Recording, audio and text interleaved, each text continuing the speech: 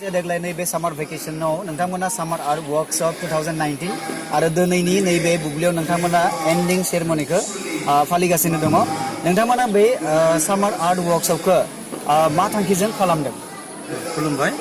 जोङो 2 तारिखनि 2 जुलाइनिफ्राय 12 जुलाइसिम जों बे 10 दिनाव सामार आर्ट वर्कशप लादों बिनि थांखियानो जाहैबाय जे गथ'फोरखौ माबोरै जों इमेजिनेसन शक्तिखौ बारायनो हायो बिनि धैर्यफोरखौ बोरै बारायनो हायो आरो बेनि मेन साबजेक्टआ जाबाय टेराक'टा स्काल्पचार बे टेराक'टा स्काल्पचार माने माबोरै जों मुर्ति दानो हायो मोनसे हाजों माबोरै मुर्ति दानो हायो उन्दै उन्दै गथ'फोरखौ माबोरै जों बे हाजों बोरै मुर्ति दाहैयो बेखौ जों फोरोंनो आच्छा बेबायदि वर्कशप फालिनायनिफ्राय गथ'फोरा मा मोनसे माने बेनिफिट जागोन मा मुलाम्फा जागोन बेयाव बहुत मोजां बे कुइसन बे माने गुड कुइसन मानो होनबा बे हाजोंहाय गथ'फोरा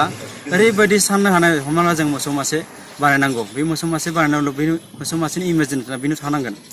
गोसोआव बिनि इमेजिनेसनफोरा क्लियार थानांगोन आरो बे क्लियारजों लोगोसे बे गथ'आ माबोरै 3 डाइमेनसनै गावनि हाजोंनो मुर्ति बानायगोन बेखौ बेजों बानायबा गथ'नि इमेजिनेसन बारायो आरो गोसोनि साननाय हनाय धैर्यफोरा बिराद बारायो आच्छा नोंथांमोननि बे वर्कशपआव बेसेबांसो फरायसाफोरा बाहागो लादों बेयाव 50% माने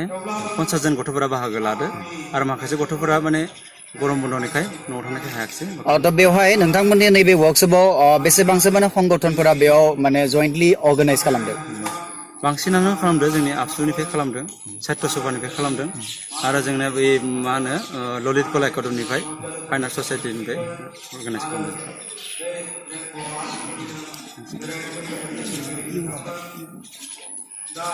नोंथाङा इयुन जोलैफोरनो जे फरायसाफोरनो नोंथाङा मा मेसेज होनो नागिरदों नाय जोङो आर्टजों सोमोन्दो आजिखालि मिथिबाय गोदो मिथिबाबो जों आर्टनिफ्राय दा आर्टखौ रोंबा उनावहाय फिउचाराव बिदिनो डक्टर इन्जिनियार फरायबा बहुतखिनि हेल्प जायो ड्रयिंनि हेल्प जायो आरो आर्टनि लाइनाव दा आजिखालि टेक्सटाइल फोरोंनो हायो बिसोर आर्टनिफ्राय टेक्सटाइल थांनो हायो फेशन डिजाइनाव थांनो हायो ओमफ्राय माखासे पेन्टार जानो हायो स्काल्पचार जानो हायो गेदेर गेदेर मुर्ति जानो हायो जोङो आर्किटेक्चार जानो हायो थ' नोंथाङा दिनैनि बेलायाव मा बुंगोन जे नोंथांनि नैबे सामार आर्ट वर्कशपआव बबे बबे जायगानिफ्राय नोंथांमोननियाव माने फरायसाफोर फैदों बेनि दाब दाब जायगानिफ्रायनो फैदों बे जायगायाव जेरै बरपेटा बाक्सा मुसलपुर आरो गुबुन गुबुन हस्टेलनि जेरै जों क'क्राझारनिफ्रायबो दं आरो बेनि अनगायैबो जे फरायसाफोरनि माने बिगोमा बा गार्जेन बिथांमोननि माने हेफाजाबा माब्रै आंनि स्कुलाव बिराद मोजां हेफाजाब होदों गार्जेनफोरा मानो होनबा